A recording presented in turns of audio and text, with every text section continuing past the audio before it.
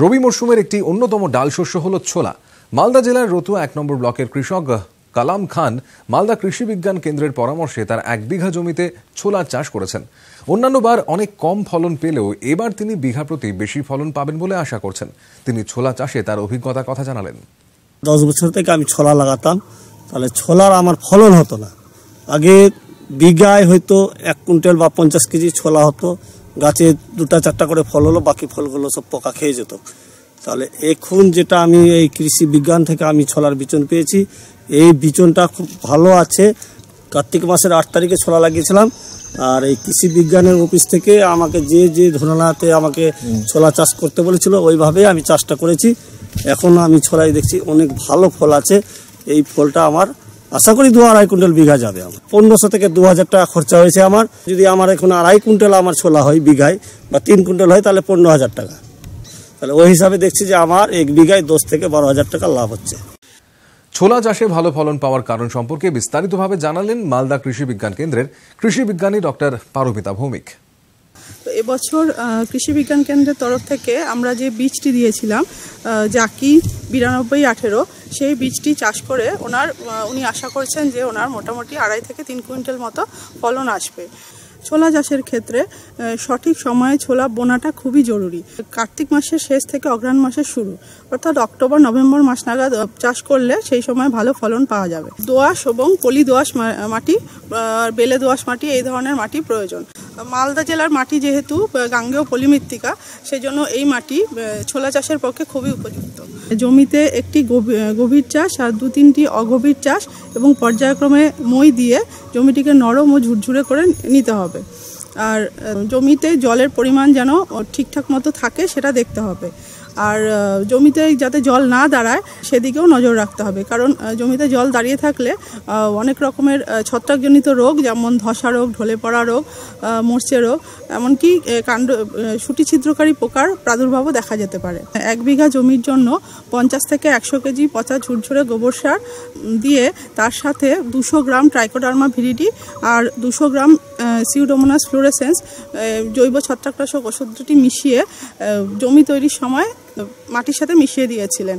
সাধারণভাবে চাষি ভাইরা ছোলা ছিটিয়ে বোনেন, সেক্ষেত্রে বীজ যেরকম বেশি পরিমাণে লাগে সেরকম লাভও কম হয়। তাই সারি করে যদি চাষি ভাই ছোলা বোনেন, সেক্ষেত্রে বীজের পরিমাণ যেমন কম লাগবে, সেরকম অন্যান্য পরিচর্যাগুলো ভালোভাবে করা যাবে। ছিটিয়ে বুনলে মোটামুটি 7 থেকে 8 কেজি মতো বীজের প্রয়োজন হবে বিঘা প্রতি। আর যদি সারি করে চাষি ভাই বোনেন, তাহলে সেক্ষেত্রে 5 কেজির মতো বীজ হলেই চলে যাবে। সারি থেকে সারি দূরত্ব হবে 30 সেন্টিমিটার, আর গাছ থেকে গাছের দূরত্ব হবে 10 সেন্টিমিটার। আর ছোলার ক্ষেত্রে বীজ বপনের গভীরতাটাও একটি গুরুত্বপূর্ণ বিষয়। সেক্ষেত্রে সেচ সেবিত এলাকাতে 5 সেন্টিমিটার গভীরে ছোলা বুনতে হবে, আর অসেচ ও শুষ্ক জমিতে 7 থেকে 10 সেন্টিমিটারের মধ্যে বীজটা বোনা খুবই প্রয়োজন। বীজ শোধনের জন্য প্রতি কেজি বীজের সাথে 3 গ্রাম ম্যানকোজেব অথবা 2 গ্রাম কার্বেন্ডাজিম অথবা 2 গ্রাম ক্যাপটান বা থাইরাম অথবা 5 গ্রাম ট্রাইকোডার্মা ভিরিডি ভালোভাবে মিশিয়ে তা বীজটা শোধন করতে হবে। আর বীজ শোধনের কাজটি রাইজোবিয়াম কালচার মেশানো 7 দিন আগে সম্পন্ন করে ফেলতে হবে। ছোলা যেহেতু একটু ডাল জাতীয় ফসল, সেজন্য এক্ষেত্রে বীজের সাথে রাইজোবিয়াম কালচার মেশানোটি খুবই দরকার।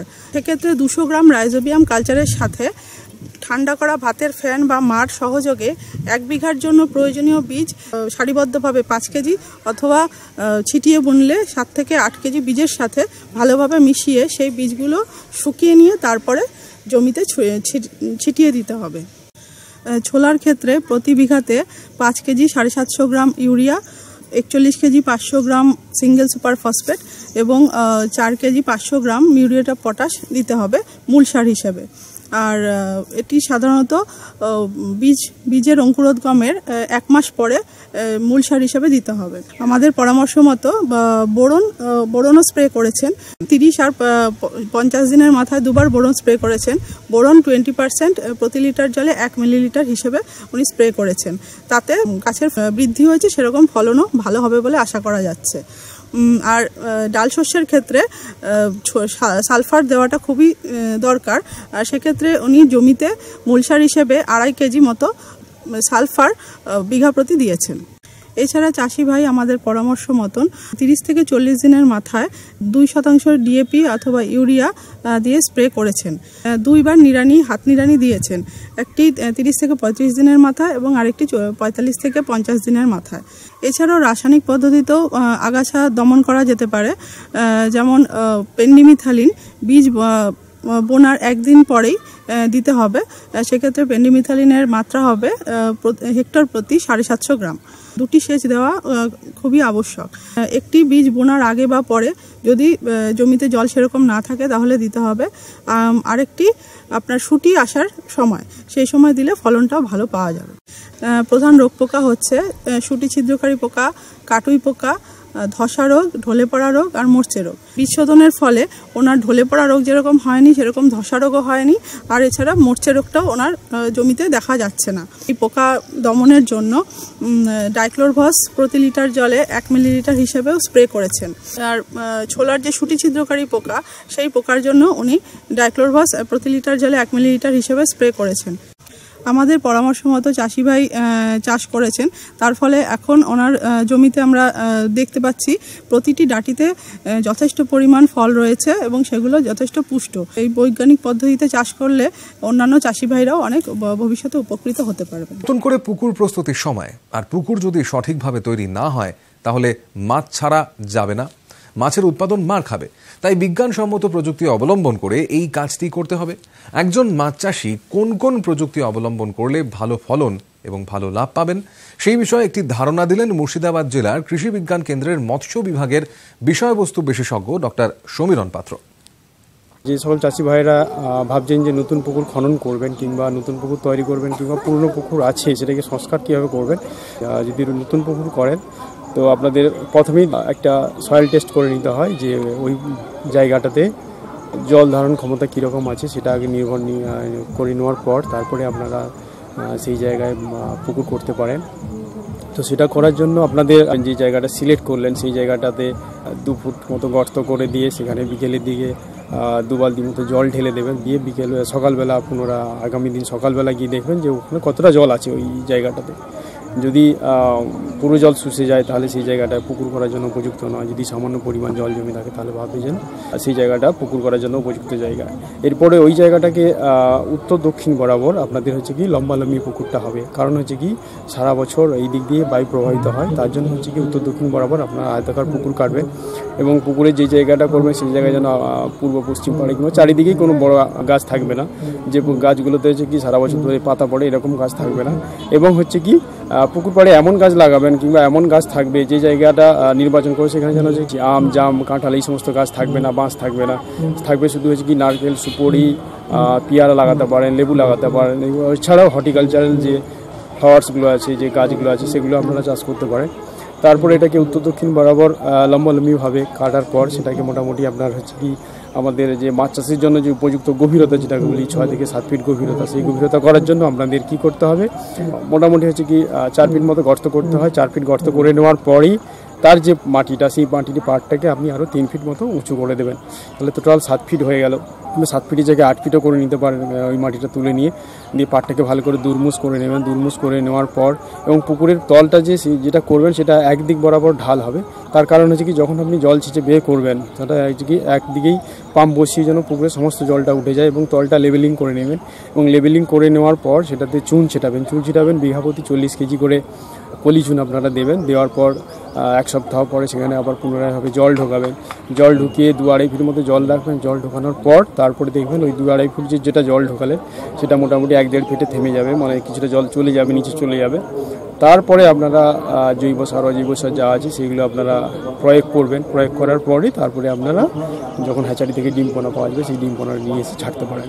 এটা হচ্ছে কি নতুন পুকুর তৈরি করার প্রসেস বললাম।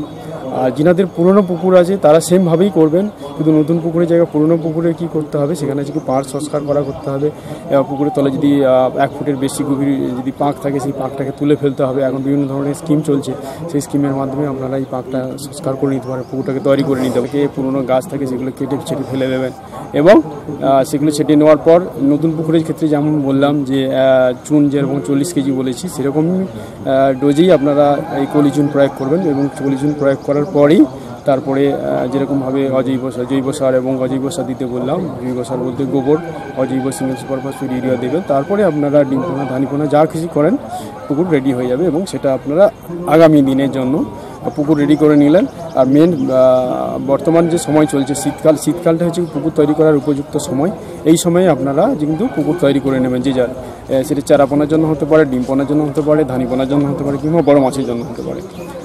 তো যদি এই বিষয়ে আরও অন্যান্য কিছু যদি জানার দরকার হয়, আমাদের মুর্শিদাবাদ কৃষি বিজ্ঞান কেন্দ্রে একটা অ্যাপস আছে, মুর্শিদাবাদ কৃষি অ্যাপস বলে, মোবাইল অ্যাপস।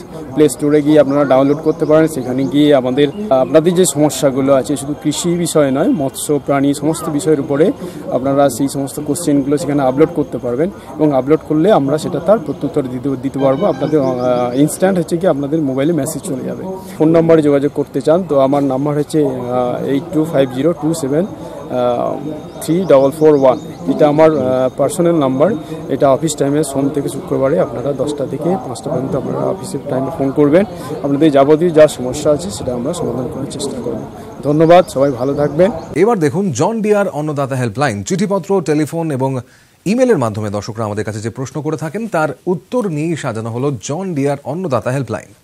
পূর্ব মেদিনীপুর জেলার কোলাঘাট থেকে আমাদের দপ্তরে ফোন করেছেন ধনঞ্জয় সাহু। তিনি গাঁদা চাষ করেছেন। এখন তার জমিতে মাকড়ের আক্রমণ দেখা যাচ্ছে। এর নিয়ন্ত্রণ পদ্ধতি সম্পর্কে তিনি জানতে চেয়েছেন। গাঁদার জমিতে যেসব ক্ষতিকারক পোকার উপদ্রব দেখা যায় তার মধ্যে লাল মাকড় একটি। খুব ছোট সাইজের মাকড়গুলো পাতার নিচের দিকে থাকে। এরা পাতার রস শুষে খায়।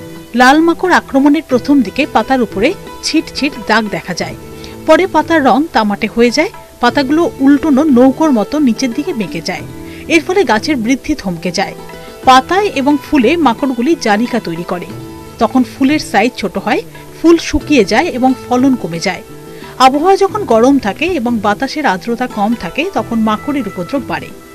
মাকড় নিয়ন্ত্রণের ক্ষেত্রে শুরু থেকেই সুসংগত ব্যবস্থা অবলম্বন করতে হবে। সঠিক দূরত্বে চারা রোপণ করতে হবে। জমিতে আগাছা রাখা চলবে না। সুসংগত উপায়ে গাছকে খাদ্যের যোগান দিতে হবে। বেশি পরিমাণে নাইট্রোজেন সার চাপান দিলে সেই ফসলে পোকার আক্রমণ বেশি হয়। মাকড়ের নিয়ন্ত্রণের শুরু থেকেই ফসলে নিমজাত কীটনাশক প্রয়োগ করতে হবে। 10,000 ppm এর নিমজাত কীটনাশক 2 থেকে 3 মিলিলিটার প্রতি লিটার জলে মিশিয়ে স্প্রে করলে উপকার পাওয়া যায়। বিকেলের দিকে কেবলমাত্র ঠান্ডা জল স্প্রে করলেও উপকার পাওয়া যায়। রাসায়নিক উপায়ে মাকড় নিয়ন্ত্রণ করতে যেসব বিষগুলো ব্যবহার করতে হবে এবারে সেগুলোর কথা বলা যাক। ফেনাজাকুইন 1.5 মিলিলিটার বা প্রোপারজাইট 2 মিলিলিটার বা অ্যাবামেক্টিন 2 মিলিলিটার প্রতি লিটার জলে মিশিয়ে স্প্রে করতে হবে। মাকড় দমনে কৃষি বিষ স্প্রে করতে হবে পাতার নিচের দিকে। সেক্ষেত্রে স্প্রেয়ারের নজেল ঘুরিয়ে নিতে হবে। আমাদের রাজ্যের একটা প্রধান ফল হলো কলা। কলার চারা একবার লাগানোর পরে কমপক্ষে 3 বছর ধরে সেই বাগান থেকে ফলন নেওয়া হয়। তাই গাছে যেন রোগ বা পোকার আক্রমণ না হয় সেদিকেও লক্ষ্য রাখা দরকার। উত্তর 24 পরগনা জেলার গাইঘাটা ব্লকের চাষি পরিতোষ মণ্ডল একটি বাগদা কলার বাগান তৈরি করেছেন। সেই বাগানের গাছগুলো এখন বৃদ্ধি দশায় আছে, কিন্তু কয়েকটি গাছে রোগ দেখা যাচ্ছে। আমি এই যে কলার চাষ করেছি, কলার পাতায় এক ধরনের এই যে পাতা পোড়া রোগ দেখা দিয়েছে। কি রোগটা আমরা ঠিক বুঝতে পারছি না। আমরা বিভিন্ন রকম রাসায়নিক স্প্রে করেছি, তাতেও কোনো কাজ হচ্ছে না। কলা চাষির এই বাগানে এসেছিলেন জেলা উদ্যান পালন অধিকর্তা ডক্টর শুভদীপ নাথ। তিনি এই রোগের নিয়ন্ত্রণ কৌশল সম্পর্কে জানালেন। বাগদা কাঁঠালি কলার মূলত চাষ হয় উত্তর 24 পরগনার বিস্তীর্ণ এলাকায়। এই বাগদা কাঁঠালি কলাতে কিন্তু শিগাটোকা বা পাতায় দাগ পড়া এবং কলা গাছ মরে যাওয়া এই রোগের প্রচণ্ড রকম প্রাদুর্ভাব ঘটে এবং চাষিরা ক্ষতিগ্রস্ত হন। শিগাটোকা মূলত কিন্তু ছত্রাকজনিত রোগ এবং একই জমিতে কিন্তু চাষি ভাইরা অনেক দিন ধরে দীর্ঘদিন ধরে কলা চাষ করেন। তার ফলে রোগের যে রোগ জীবাণু বা বীজাণুটা থেকেই যায়, তার ফলে বারংবার কিন্তু এই শিগাটোকার দ্বারা কলা চাষ আক্রান্ত হয়। এই যে বাগদা কাঁঠালি কলা মূলত যেগুলো দেশি কলা, সেগুলো চাষ কিন্তু আপনারা তেওড় থেকেই শুরু করেন। এই তেওড় কিন্তু রোগাক্রান্ত জমি থেকে বা রোগাক্রান্ত গাছ থেকে যদি তেওড় সংগ্রহ করা হয় তার সঙ্গে সঙ্গে কিন্তু রোগটা ছড়িয়ে পড়ে আগামী দিনে। সেই জন্য চাষি ভাইদের আমি প্রথমেই বলবো যে তারা যখন নতুন বাগান বা নতুন কলা চাষ শুরু করছেন, প্রবর্তন করছেন, তখন কিন্তু এমন তেওড় আনা রাখা ভালো যেগুলো রোগগ্রস্ত গাছ থেকে যেন তেওড়টা না দেন, তার মা গাছটা যেন রোগগ্রস্ত না হয়। তেউর লাগাবার সময় তেউরটাকে যদি আপনারা বা ছত্রাকনাশকে শোধন করে দেন তাহলে ভালো হয়। আপনারা কার্বেন্ডাজিম ম্যাঙ্কোজেবের মিশ্র ছত্রাকনাশক ব্যবহার করতে পারেন। এখন ফেনামিডান ম্যাঙ্কোজেবের মিশ্র ছত্রাকনাশক ব্যবহার করতে পারেন 1 থেকে 1.5 গ্রাম প্রতি লিটার জলে গুলে। সেই জলে ভালো করে আপনারা যদি চুবিয়ে তেউরগুলোকে রাখেন তাহলে ভালো হয়। তার আগে কিন্তু জমিটাও একবার শোধন করে নেওয়া দরকার। জমিতে কিন্তু যথাযথভাবে যদি মাসখানেক আগে পর্যাপ্ত পরিমাণে যে 40 কেজি বিঘা প্রতি চুন দিয়ে একটু রস থাকা অবস্থায় চুন দিয়ে চাষ দিয়ে যদি জমিটাকে একবার শোধন করে নেওয়া যায় তাহলে কিন্তু মাটিবাহিত রোগ জীবাণু এবং এই সিগাটোকার প্রাদুর্ভাবও প্রচুর পরিমাণে কম হয়। এই সিগাটোকা এবং তার অন্যান্য রোগ জীবাণু থেকে যদি রক্ষা করতে পারেন, চাষের ক্ষেত্রে যদি আপনারা যে পেস্টিসাইড বা ফাঙ্গিসাইড স্প্রের খরচ কমাতে পারবেন, চাষের খরচ সেভাবে কমার সঙ্গে সঙ্গে আপনার কিন্তু পরিবেশ বান্ধবভাবে কিছুটা চাষ হবে এবং লাভের অঙ্কটা কিন্তু বাড়বে। এবং দেখা যায় যে সিগাটোকা যে মানে আক্রমণ তাতে পাতায় লক্ষ্য করা যায়, পাতায় আড়ায় লম্বালম্বিভাবে হলুদ দাগ পড়ে, হলুদ দাগের মাঝখানটা কিন্তু বাদামি হয়ে যায়, মচমচে হয়ে যায় পাতাটা এবং পাতাগুলো নিচের দিকে নুয়ে পড়ে।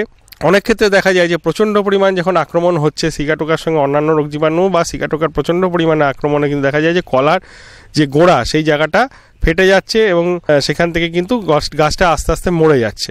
তা সেক্ষেত্রে আমি যেটা বললাম যে চাষ শুরু করা আবার পর্যাপ্ত পরিমাণ জৈব সারের সঙ্গে কিন্তু ট্রাইকোডার্মা এবং সিউডোমোনাস এই 2 পাউডার 1 কেজি করে 100 কেজি যদি আপনারা জৈব সারের সঙ্গে আগে থেকে মিশিয়ে রাখেন। জৈব সারের ক্ষেত্রে যদি কেঁচো সার পান খুবই ভালো হয়, তাহলে এই কেঁচো সারের 100 কেজির সঙ্গে মিশিয়ে রেখে জমিতে ভালোভাবে ছড়িয়ে দেওয়া। এবং আপনারা সারের ক্ষেত্রে কিন্তু যথেষ্ট পরিমাণ আপনারা ডিএপি ব্যবহার করেন, এই পরিমাণটা কমিয়ে আমি বলবো যে urea, single super phosphate, phosphate এইভাবে 3ভাবে সার ব্যবস্থাপনা চালু করুন। তাহলে জমিতে কিছুটা পরিমাণ ক্যালসিয়াম আসলে কিন্তু মাটিবাহিত রোগ জীবাণু এবং ছত্রাকের প্রাদুর্ভাবও কিন্তু কমবে। দেশি কলার ক্ষেত্রে 9 মাস অবধি প্রথমে সার দিতে হয়, 1 মাস বাদে বাদেও দেয়, অনেকে প্রতি মাসে দেয়। সেক্ষেত্রে যদি আপনারা প্রতি মাসে কলা গাছের গোড়ায় অল্প অল্প ক্যালসিয়াম, ম্যাগনেসিয়াম, সালফার, অন্যান্য ইউরিয়া, ফসফেট, পটাশ বা মিশ্র সারের সঙ্গে ব্যবহার করতে পারেন তাহলে উপকার পাবেন। এর সঙ্গে সঙ্গে যখনই আপনারা রোগের প্রাদুর্ভাব দেখতে পাবেন, যখন দেখতে পাবেন যে এরকম দাগ পড়েছে, তখন কিন্তু আপনারা ছত্রাকনাশক অবশ্যই আপনাদের ব্যবহার করতে হবে। রোগাক্রান্ত পাতাগুলোকে কেটে কিন্তু পুড়িয়ে ফেলুন যাতে রোগটা ছড়াতে না পারে এবং তারপরে কিন্তু আপনারা স্প্রে করবেন। অ্যাজোক্সিস্ট্রবিন প্লাস টেবুকোনাজল, ট্রাইফ্লক্সিস্ট্রবিন প্লাস টেবুকোনাজল, যেগুলো পাউডার হবে সেগুলো 1.5 গ্রাম, আর লিকুইড হলে আপনার 1.5 ml প্রতি লিটার জলে গুলে এবং অবশ্যই একটু আঠা দিয়ে, মানে স্প্রেতে মেশাবার যে স্টিকার পাওয়া যায় বা আঠা পাওয়া যায়, প্রতি 16 লিটার জলের হিসাবে আপনারা 5 থেকে 6 ml যদি আপনারা আঠা ব্যবহার করেন তাহলে এই ধরনের ছত্রাকনাশক স্প্রে করলে আপনারা সিগাটোকার থেকে মুক্ত হতে পারবেন। এবং গাছ ভালো করে ভিজিয়ে স্প্রে করবেন, সেই সঙ্গে সঙ্গে একটুখানি গাছের গোড়ার দিকে স্প্রে করে দেবেন। যদি দেখেন যে প্রচণ্ড পরিমাণ রোগ দেখা যাচ্ছে, এর সঙ্গে সঙ্গে কিন্তু পানামার রোগও দেখতে পাওয়া যায়, যদি দেখতে পান তাহলে কিন্তু গাছের গোড়াগুলিতে একটু ব্লিচিং পাউডার স্প্রে করতে হবে। তেউর লাগাবার পরেও কিন্তু প্রথম 1 মাস মধ্যে মাঝখানে 15 দিন ব্যবধানে 2বার বা 1বার অন্তত পক্ষে মানে গাছ ভিজিয়ে এই ছত্রাকনাশক কথা বললাম আমি, যে সমস্ত মলিকুলের কথা, সেইগুলো একবার স্প্রে করে নিলে আপনারা আগামী দিনে কিন্তু প্রোফিল্যাক্টিক স্প্রে যেটাকে বলে প্রতিরোধী স্প্রে বা রোগ আসার আগে থেকে তার ব্যবস্থা নেওয়া, সেটা হয়ে থাকবে এবং দেখবেন আগামী দিনে আপনার রোগ কিন্তু আস্তে আস্তে কমে যাচ্ছে এবং দেখা যাবে যে অনেক ক্ষেত্রে রোগ জ্বালা কিন্তু আর হচ্ছে না। সেই সঙ্গে সঙ্গে গুরুত্বপূর্ণ হচ্ছে গিয়ে আপনারা একই জমিতে বারবার কলা চাষ না করে আপনারা একটু জমিটাকে ঘুরিয়ে নেন বা রোটেশন যেটাকে বলে ক্রপ রোটেশন করেন। এবং নতুন যারা কলা চাষ শুরু করছেন তারা যখন তেউ নির্বাচন করবেন তখন তরোয়ালের মতো যে সমস্ত পাতা আছে সেই তরোয়াল দেখতে পাতার মধ্যেও নির্বাচন করবেন। ভালো করে জল নিকাশি ব্যবস্থা সেই জমিতে রাখবেন যাতে জল জমতে না পারে, লক্ষ্য রাখবেন। সিগাটোকার যদি কোনো উপদ্রব থাকে তাহলে কিন্তু অ্যাজোক্সিস্ট্রবিন, টেবুকোনাজল, ট্রাইফ্লক্সিস্ট্রবিন যুক্ত টেবুকোনাজল এই ধরনের যে সমস্ত নতুন যুগের ছত্রাকনাশক বেরিয়েছে সেইগুলি 1.5 গ্রাম বা 1.5 ml প্রতি লিটার জলে গুলে আটা সহযোগে কিন্তু স্প্রে করবেন। তাহলে কিন্তু আগামী দিনে দেখা যাবে আপনার খুব ভালো, সুন্দর, সুস্থ সবল কলা হবে। কলার কাঁদি পড়ার পরে, মোচাটা কাটার পরে যখন দেখবেন যে কলাগুলো পরিপুষ্ট হতে শুরু করেছে, মোটামুটি আঙুলের থেকে আরেকটু মোটা হয়ে গেছে, তখন কিন্তু এক নতুন এগ্রিব্যাগ বেরিয়ে গেছে। সেই এগ্রিব্যাগ পরিয়ে দিলে কিন্তু আপনার কলার যে স্ক্যারিং বিটেল বা কলায় যে কালো কালো দাগ হয়ে যায়, এই দাগ জনিত পোকা থেকে আপনারা রক্ষা করতে পারবেন। তাতে কিন্তু স্প্রের দরকার পড়বে না।